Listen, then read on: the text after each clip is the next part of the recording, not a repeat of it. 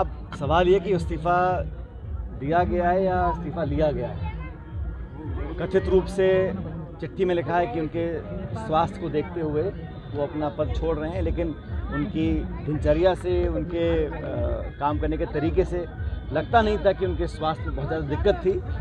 बहरहाल निर्णय उनका व्यक्तिगत है, लेकिन कुछ मसला ज़रूर है, क्योंकि उपराष्ट्रपति देश में नंबर 2 का पद है राष्ट्रपति के बाद, और एक संवैधानिक पद है। भाजपा और केंद्र सरकार ने हमेशा संवैधानिक संस्थाओं का और संवैधानिक पदों का मान सम्मान किया नहीं है। जिस तरह से इतनी तेज़ी से ये घटनाक्रम हुआ बिना वजह, और बिना वजह तो कुछ होता नहीं है, निश्चित रूप से कुछ ना कुछ घटनाक्रम पर्दे के पीछे हुआ है।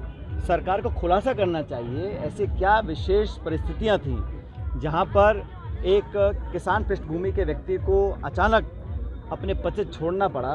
पहले वो गवर्नर थे, उनको उपराष्ट्रपति बनाया, और जब सदन में कार्रवाई होती थी तो हम लोग विरोध भी करते थे, कांग्रेस पार्टी के विपक्ष के लोग, लेकिन वो एक किसी पार्टी के नहीं है, एक संवैधानिक पद पर हैं, और सभापति जो होता है राज्यसभा का वो उपराष्ट्रपति होता है। तो हम लोगों ने सीमाओं में रहकर उनका विरोध भी किया, लेकिन इस तरह जो अचानक इस्तीफ़ा लिया गया, दिया गया, इससे इस बात की पुष्टि होती है कि बीजेपी और केंद्र सरकार, इनको कोई परवाह नहीं है ना संविधान की, संवैधानिक संस्थाओं के, संवैधानिक पदों की।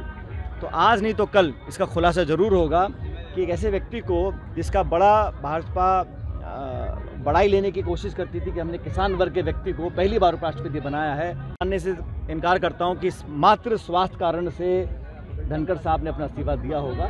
ज़रूर कुछ ना कुछ दबाव होगा, कुछ ना कुछ कहा सुना गया होगा जिस वजह से उन्होंने अपना इस्तीफा दिया। लेकिन ये जो जल्दबाजी से पर्दे के पीछे चुपचाप तरीके से इस्तीफे लिए जा रहे हैं, लोगों को हटाया जा रहा है, इन कारणों का खुलासा सरकार को करना चाहिए। और मुझे लगता है आज नहीं तो कल पूरी बात सामने आएगी, सच्चाई का पता पड़ेगा कि किन कारणों से ये सारा कुछ हुआ। खड़गे जी ने कहा कि दाल में कुछ काला है या पूरी दाल काली है? क्या कह रहे हैं? खड़गे जी ने कहा कि दाल में कुछ काला है। हाँ, तो खड़गे साहब ने बिल्कुल ठीक कहा कि ज़रूर दाल में कुछ काला है, और ऐसे ही तो कोई बैठे बैठे आधे घंटे पर इस्तीफा देता नहीं है। तो ऐसा क्या हुआ, क्या व्यवस्थाएं थीं, क्या परिस्थितियां थीं, क्या मजबूरियां थीं कि धनखड़ साहब जो बड़े लाव लश्कर के साथ उनको राज्यपाल से उपराष्ट्रपति बनाया था, अचानक उनका फेयरवेल भी नहीं हुआ। जो विदाई होती है, औपचारिकता होती है, जो उपराष्ट्रपति होते हैं जब वो पद छोड़ते हैं तो एक उनका भाषण होता है राज्यसभा के अंदर, विदाई होती है, सब नेताओं से मुलाकात करते हैं। जिस तरह से जल्दबाजी से एक तरह से निकाला गया है या छुड़वाया गया है, ये कोई पहली बार हुआ है, और मुझे लगता है कि ये एक अच्छी परंपरा नहीं है, जो भी कारण रहे हों। और मैं फिर कह रहा हूँ, आज नहीं तो कल कारण बाहर जरूर आएंगे। बातें छुपती नहीं है, दबती नहीं है, हकीकत सामने आएगी।